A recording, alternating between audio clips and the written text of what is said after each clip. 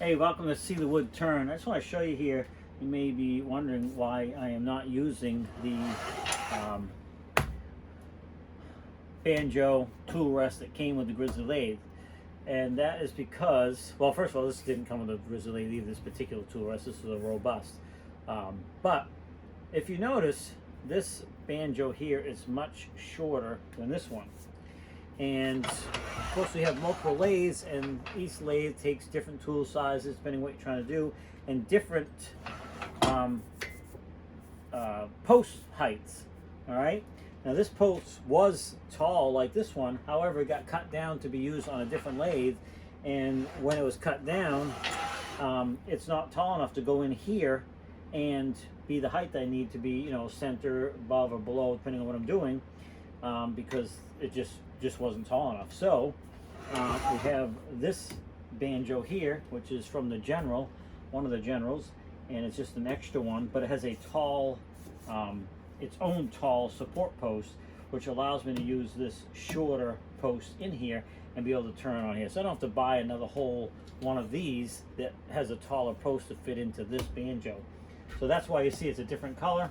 But yeah, we have multiple different things we can use. I don't take this off to take and put this on and off. I just take the nut off on the bottom of it and pull it out and set it aside. But you know, this here, if this is in there, you can probably tell right away. I can't get as close. This is not as long with that corner because the way this other one's set up, it's offset. There's only a small amount on this side of the post. The rest of it goes in the bowl. And these big deep bowls, you need the tool rest like this to get in there, so you're not you don't have your tool hanging way off your tool rest trying to reach in there, which makes it very dangerous. So yeah, sometimes you have to change things up, use a different banjo, different tool rest to get the job done. But this, I really like this tool rest here. It's also a robust, but it just, you know, it's pretty straight, and then it's got this little curve at the end, and it works out really good.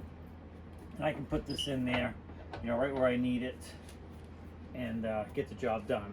I cannot do that with this one for these big bowls. So that's why you see this here, and sometimes you have to just, you know, modify and use different tools to you know, turn these bigger bowls. And when I do out on the end, it's even different than this. We have to do a couple different things. And I have a giant bowl coming up that I'm gonna probably turn, and I will show that in a future video. But yeah, it just shows that, you know, you have to have several different tools, several different setups, depending on what you're doing. If you're doing just one type of thing all the time, you can get away with just one, you know, one setup. But we're, you know, always doing different size stuff, big stuff, small stuff, spindles, things like that. So you got to have a variety of tools, and this is just a couple we use here. But anyway, I appreciate you stopping by, See the Wood Turn. If you had questions about that, that's why we have a different one on here, is to accommodate a different tool rest. Check out the website, seethewoodturn.com as well. Please share that. We're trying to get more people to go to the site. Well, we do stuff in person more than we do online, but we'd like to get that online presence a little bit better. We appreciate it. Thanks for swinging by, and we'll see you in the next video.